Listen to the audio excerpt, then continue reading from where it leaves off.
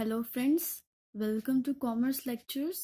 आज मैं आपको कराने वाली हूँ class 11 business studies and the topic is cooperative society. बोलो चाहे कोऑपरेटिव ऑर्गेनाइजेशन बोलो। तो सबसे पहले मैं इसके बारे में आपको डेफिनेशन के बारे में बताती हूँ कि एक्चुअली में कोऑपरेटिव सोसाइटी क्या होते हैं। So, cooperative societies are a voluntary association of persons who join together for mutual help. Cooperative society क्या होते हैं? कुछ लोगों की वॉलेंट्री एसोसिएशन होते हैं। वॉलेंट्री मीन्स जब कुछ लोग अपनी इच्छा अनुसार, वॉलेंट्री मीन्स अपनी इच्छा अनुसार एक दूसरे से जुड़ते हैं, ठीक है। किस लिए? एक दूसरे की हेल्प करने के लिए, एक दूसरे का वेलफेयर करने के लिए कुछ लोग आपस में जुड़ते हैं, तो वो कहलाती है cooperative society.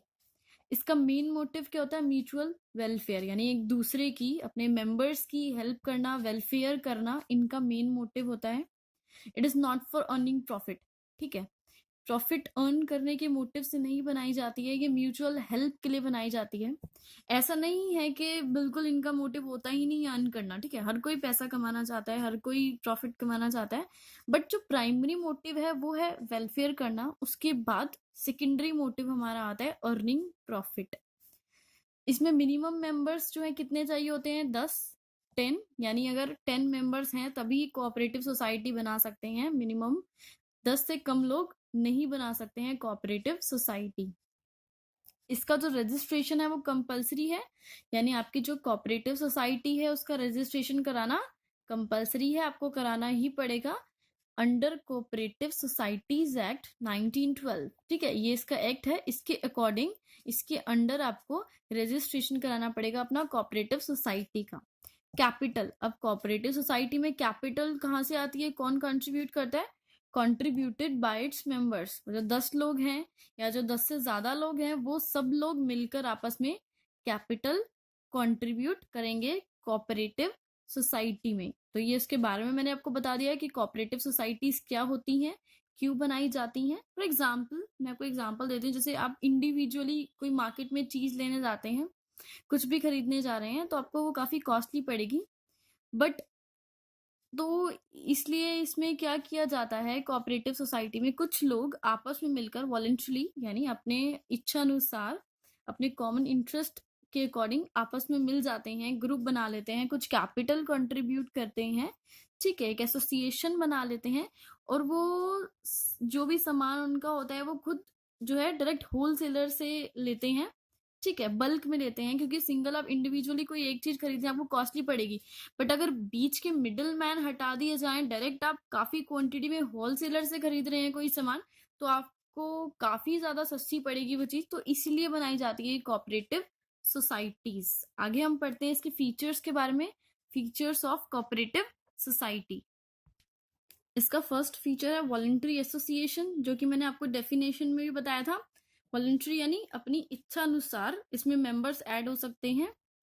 Any person can join or leave it according to his own will, मतलब अपनी इच्छा के अनुसार, अपने विल के अकॉर्डिंग कोई भी इंसान इसको कोऑपरेटिव सोसाइटी को ज्वाइन कर सकता है जब उसका मन करे, या लीव मतलब उससे छोड़ सकता है कोऑपरेटिव सोसाइटी को अपनी मर्जी से। बस उसके लिए उसको एक नोटिस देना पड़ेगा रिटर्न में, और कुछ नहीं।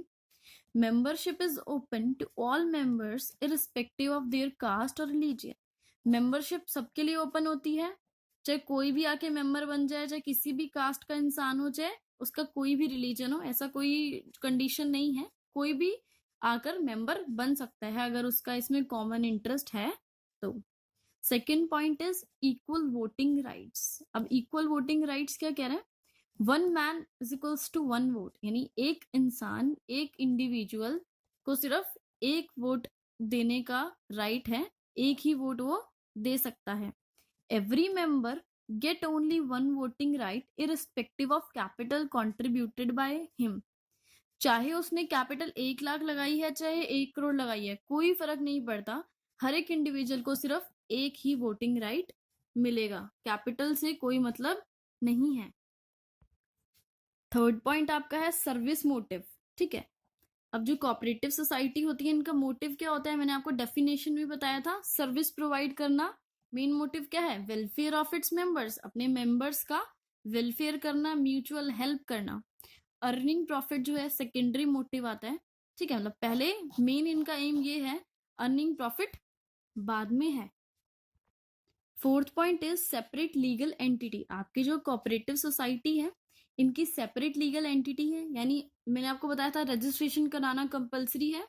आप लोगों ने कोऑपरेटिव सोसाइटी को रजिस्टर्ड करा लिया, तो रजिस्ट्रेशन के बाद क्या होगा, उस कोऑपरेटिव सोसाइटी को सेपरेट लीगल एंटिटी मिल जाएगी। सेपरेट मतलब अलग से एक लीगल एंटिटी, लीगली जो है सेपरेट हो जाएगी वो अपने मेंबर से। Cooperative society becomes separate from its members, यानी सेपरेट मतलब अलग अलग होना। कोऑपरेटिव सोसाइटी और मेंबर्स दोनों अलग माने जाएंगे, ठीक है, दोनों एक नहीं माने जाएंगे। अगर कोऑपरेटिव सोसाइटी में कोई मेंबर फ्रॉड करता है तो उस मेंबर को सू कर सकता है कोई थर्ड पार्टी।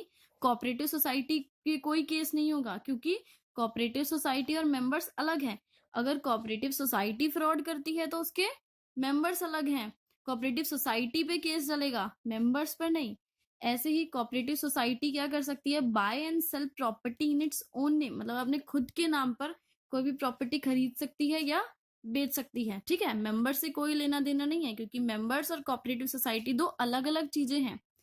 किसी पार्टनर की डेथ हो जाए या इंसॉल्वेंट, उसके पास बिल्कुल जीरो बैलेंस हो जाए एकदम, ठीक है, उससे कोई फर्क नहीं पड़ता कोऑपरेटिव सोसाइटी को। किसी भी मेंबर की अगर डेथ होती है तो डज नॉट अफेक्ट एग्जिस्टेंस को कोई फर्क नहीं पड़ता उसकी, वो ऐसे की ऐसे ही चलती रहेगी आपकी कोऑपरेटिव सोसाइटी। सपोज आपकी कोऑपरेटिव सोसाइटी में 15 लोग हैं, ठीक है, 15 मेंबर्स हैं, उनमें से अगर एक की डेथ हो जाती है तो बाकी जो 14 बच गए वो अपने इसको कंटिन्यू करते रहेंगे सोसाइटी को। एक की डेथ होने से या इंसॉल्वेंसी होने से कोई फर्क नहीं पड़ता इसकी एग्जिस्टेंस को।